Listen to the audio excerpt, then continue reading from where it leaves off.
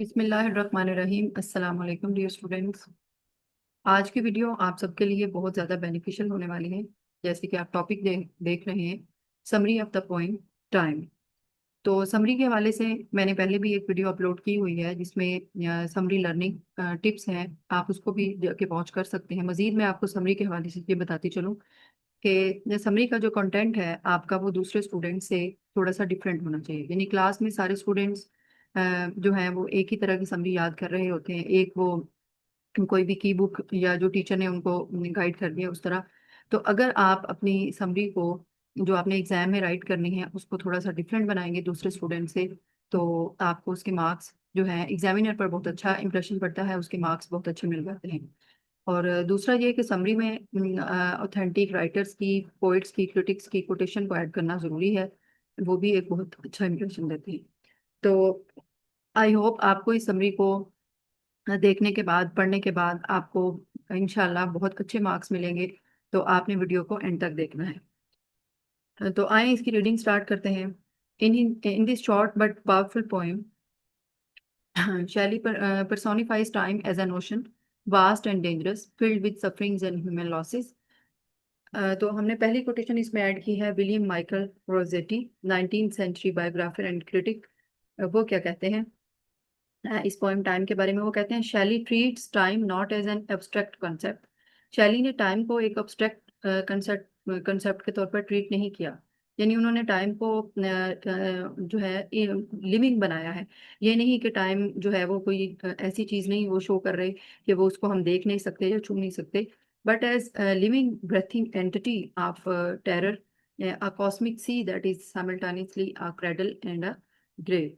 तो वो क्या कहते हैं कि बल्कि ये एक जो है एक जिंदा और सांस लेने वाली एक इकाई है, टेरर की, यानी कि दहशत की। एक और एक ये क्या है, एक ऐसा कायनाती समुंदर है जो कि बैक वक्त जो है वो क्रेडल भी है और ग्रेव भी है। यानी वो गहवारा झूला भी है और वो कब्र भी है हमारे लिए। तो ये सारी बातें पोइट ने हमें समरी में भी इन्हीं बातों पे उसका फोकस रहा है। In the poem Time, Percy Bysshe Shelley portrays time as a vast, unfathomable sea whose waves represent the relentless passage of years. He describes it as an ocean filled with human suffering, where the waters are salty with the tears of mankind, emphasizing the deep sorrow and struggles that mark human life.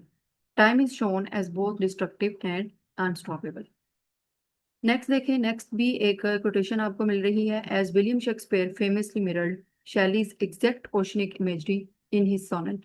जैसे आपको पता है कि English literature में Shakespeare का एक बहुत बड़ा नाम है।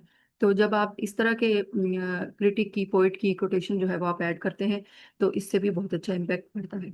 तो उन्होंने अपने एक सोनेट में लिखा था। सोनेट भी पोइम को कहते हैं जो कि 14 लाइंस पर कंसिस्ट कर रही होती है। वो क्या कहते हैं, like as the waves make towards the pebble shore. जिस तरह वेव्स जो हैं वो पथरीले किनारे की तरफ जाती हैं, so do our minutes hasten to their end. इसी तरह हमारे जो मिनट्स हैं, हमारे जो लम्हात हैं, वो भी जल्दी में हेसन क्या है, जल्दी में एंड की तरफ जा रहे होते हैं, इख्तिताम की तरफ जा रहे होते हैं। तो इन लाइंस में Shakespeare focus on the countdown of life rather than शैली फोकस ऑन कलेक्टिव सारो। यानी दोनों का एक ही तकरीबन जो है वो इम्पैक्ट है, दोनों के एक ही फोकस है। शैली ने जो है उसको कलेक्टिव सारो के ऊपर फोकस किया है, और शेक्सपियर ने यानी काउंट डाउन पे फोकस किया है कि किस तरह मिनट बाय मिनट हम एंड की तरफ जा रहे हैं। The act of time preying upon humanity as Shelley wrote. Time का जो एक एक्ट है कि वो ह्यूमैनिटी को प्रेइंग कर रहा है, यानी ह्यूमैनिटी को शिकार बना रहा है, जैसे शैली ने रोट किया है, शैली ने लिखा है अपनी पोएम में। Sick of prey yet howling one for more. ये लाइन तो आप पढ़ के ही आए हैं पहले। सिक ऑफ प्रे यानी शिकार से उकता जाना, शिकार से भर जाना, लेकिन मजीद के लिए फिर जो है वो चिल्लाना।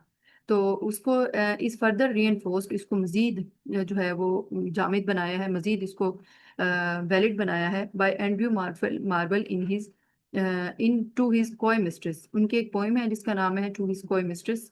उसमें उन्होंने क्या लिखा है, where he introduces an element of panic and urgency with the lines. जहाँ वो इन लाइन से अपना जो एक एलिमेंट है अ, जल्दबाजी का और दर्द का, वो शो कर रहे हैं। वो क्या कहते हैं, वो कहते हैं but at my back I always hear time's winged chariot hurrying near.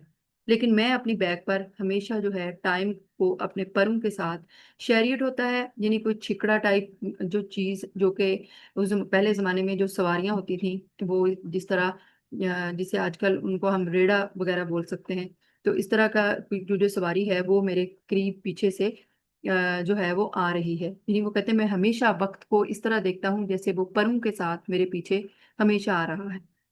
Time flows without pause, overwhelming everything in its path and leaving behind the wreckage of mortality. At times, it appears calm and inviting, yet it is also deceitful, capable of sudden storms that bring devastation, illustrating the unpredictable and uncontrollable nature of its life itself.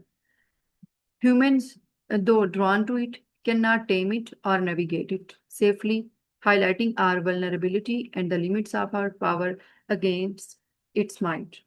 Through this vivid metaphor of the sea, Shelley emphasizes the awe-inspiring and terrifying force of time, reminding readers of the inevitable and continuous march of years, the fleeting nature of life, and the profound impact that time has on all living beings. Bloom, one of the most famous literary critics, highlights that Bloom जो है उन्होंने शैली के point of view को किस तरह highlight किया है। वो कहते हैं Shelley refuses to give time any healing properties. Shelley ने इनकार कर दिया है कि टाइम को कोई भी हीलिंग प्रॉपर्टी देने से, हीलिंग प्रॉपर्टी यानी कि मरहम देने वाली खसूसियात, शिफा देने वाली खसूसियात देने से उन्होंने बिल्कुल ऐसा, टाइम को उन्होंने कोई भी ऐसा जो है ना वो ऐसी करेक्टरिस्टिक्स नहीं दी इस पोइम में जिससे टाइम जो है वो हमें लगे कि वो एक हमारे लिए हीलिंग सोर्स है। बल्कि उन्होंने टाइम को क्या शो किया है, it is a cruel prison, ये एक कैद खाना है, जालिम कैद खाना है ऑफ ह्यूमन सारो, इंसानों के दुख का।